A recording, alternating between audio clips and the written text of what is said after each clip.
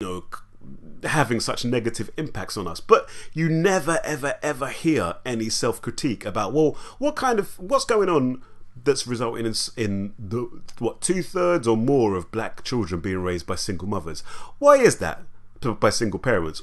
What's that all about? Because if you don't have strong families, you will not have strong communities.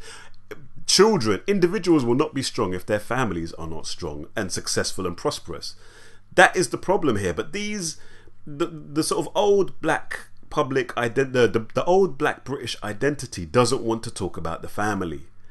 And for me, I think the family has to be at the heart of the new black British identity. I think what we need is, it's not the media's job to talk about the black family, to be honest. It's not their job. It's our job as black people to do this. And, it's up to us to come out publicly and say, look, what's going on? Why are we glorifying, or why are we so accepting of the fact that there are so many parents who are just abandoning their children or having children out of wedlock willy-nilly and just raising them up with poor morals? Why are there so many people who are getting into crime and so forth? We've got to stop giving them this sort of almost looking at prisoners as heroes. Black Lives Matter UK put out a tweet the other day where they said they were going to go to Brixton prison and make some noise outside the prison to sort of let them know that we care or something. It's like, look, these people are not heroes, notwithstanding that some of them probably didn't do the crimes they're in there for. But presuming that most of the prisoners who are in prison are in there for something that they did do, that doesn't make them heroes. That makes them people who need to look at their lives and sort them out when they come out.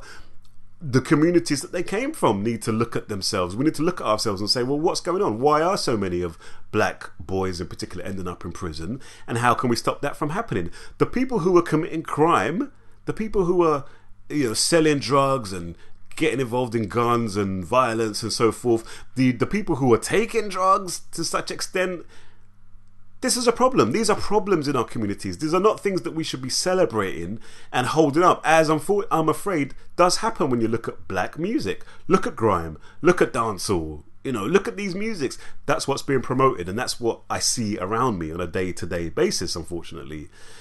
So we need to criticize ourselves. We need to critique ourselves, and in particular, we need to focus on the family.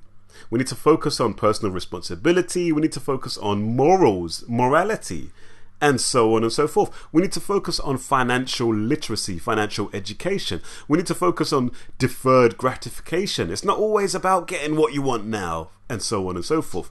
This is what we need to do, and this is what I think needs to be at the heart of a new black British identity.